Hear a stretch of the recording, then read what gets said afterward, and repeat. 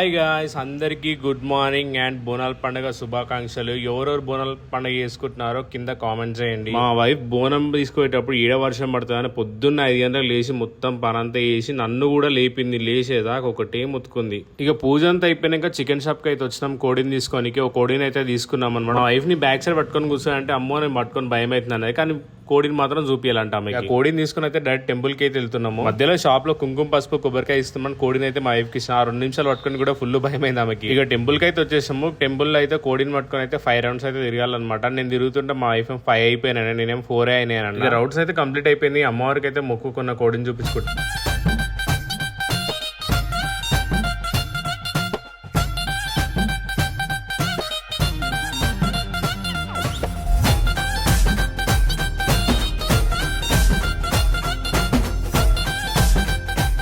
కోడిని కోసి అయితే ఇంటికి వచ్చేసాం. ఇంటికి రాగానే బోనం కుండకి అయితే వెళ్తున్నాం అనమాట. మేము ఎప్పుడు చేసినా బోనం మట్టి కుండలోనే చేస్తాం అన్న.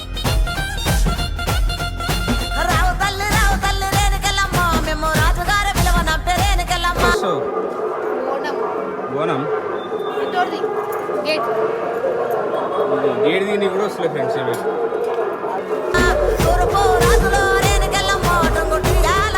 కడగవా అది?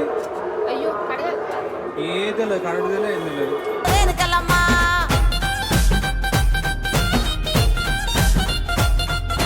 రావు తల్లి ముత్యాలమ్మ మిమ్ము రాజుగారు పిలువనంపే.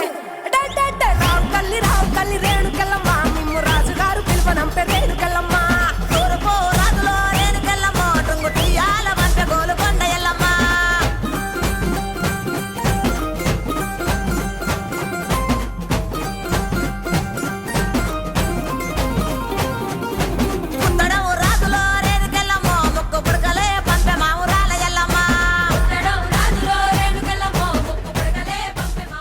ఈసారి ఎట్లుండే, ఈసారి ఎట్లుందని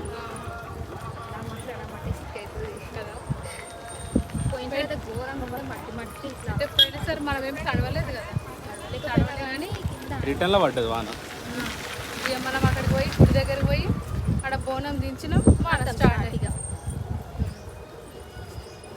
మళ్ళీ రిటర్న్లో ఇక జర పుడుతూ ఉంటే ఇంటికి వచ్చినాక మళ్ళీ వాడు. ఇంటి నుంచి ఎంత దూరం ఉంటుంది గుడికి?